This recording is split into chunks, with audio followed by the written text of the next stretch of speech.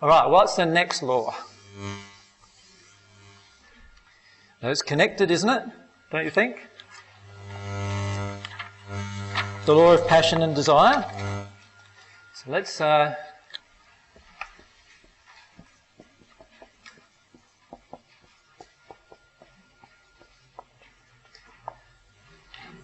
right, so what are we saying here?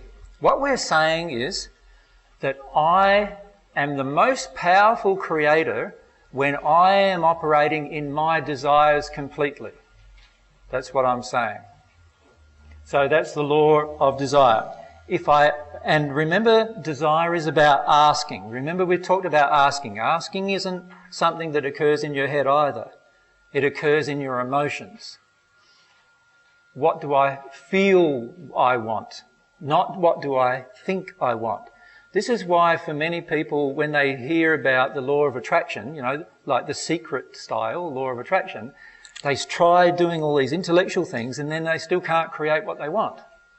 Because at the soul level, there's a whole different emotion creating what they want. So the law of desire is I'm allowed to create, and I can create anything I want. Ask and you shall receive.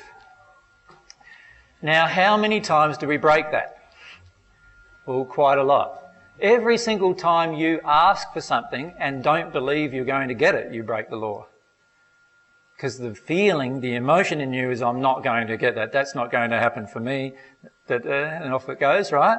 Straight away, you're breaking the law. But also, every single time you allow another person in your life to stop you from doing what you desire, you break the law. And lots of people break the law this way. Like, how many of us work in a place that we don't like? We're breaking the law of desire. Remember, every time I break the law, the consequence is pain. So you will feel a painful emotion inside of yourself when you do not allow yourself to follow your passions and desires. Now remember, because of the law of free will, you're allowed to have any desires you want, and they can even be out of harmony with love, if that's what you want. But if they were in harmony with love, you would actually prevent yourself from actually acting upon that desire if they were out of harmony with love. So if my desires were out of harmony with love, I would actually look at the underlying emotional reason inside of myself as to why it's out of harmony with love, and I would deal with that emotion. Once I dealt with that emotion, what would I feel? I would feel only feelings that are harmonious with love, and then I can have any desire I want in those feelings. So this is a very powerful law to experiment with yourself. Every time you deny this law for yourself, you will harm yourself. Ironically too, every time you deny this law for yourself, you harm everyone around you. Because even with your children, every time you don't act in your desire, you are teaching your child to not act in their desire. So they grow up thinking that desires can't be acted upon either. It's not practical, you know, in the environment we live in and so forth. And that creates their reality. So they'll grow up and they're 15, 16, they badly want a horse, but nah, it's not going to happen. You know, my desires never come true. But if the child is allowed to have its desire, they'll find if they badly want a horse, the world, the universe, will conspire to bring them exactly what they desire, just like the universe will conspire to bring you exactly what you desire. But remember, the law of desire always operates upon the soul. It doesn't act upon what you think you want, it acts upon what is going on inside of yourself. So if my emotion inside of me is that I'm just totally unworthy to get anything I want, what's my law of desire? How's that going to work? I'm going to get nothing that I want. In order to trigger that soul-based emotion, the law of attraction will trigger that emotion. When I release that emotion, I will then get exactly what I want. Right? Everything is based upon the soul, which are the emotions, passions and desires operating within you.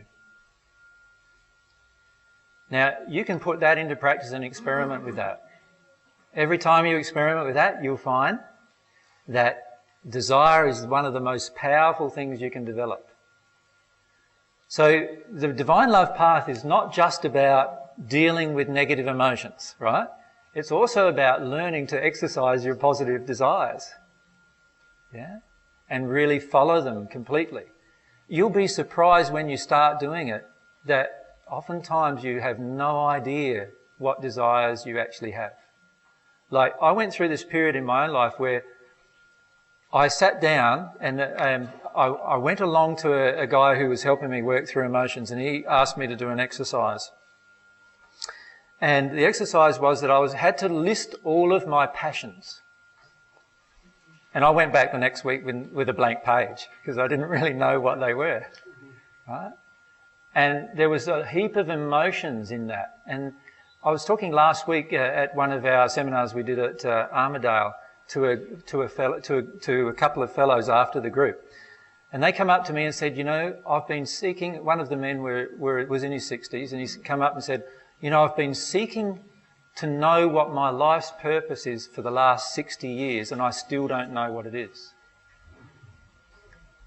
And I said to him, actually, your problem isn't not knowing what your life purpose is. The problem is that you were never allowed to have one when you were little. You were never allowed to have a desire when you were little. And as soon as I said that, he just started crying. And he could feel that immediate emotion of never being able to have a desire. Now, this man had spent all of his money over the last 60 years looking for what his passion was and ending up really, really frustrated. But actually, he couldn't find his passion because there was this emotion in him, in the soul, that you're not allowed to have your passion.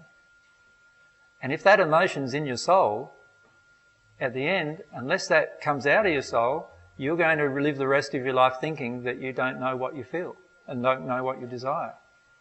Just that one emotion which would have entered him when he was very little, told, you know, by mum or dad, telling him that he's not allowed to do those things. Does that make sense? Okay, so law of desire and passion, really important.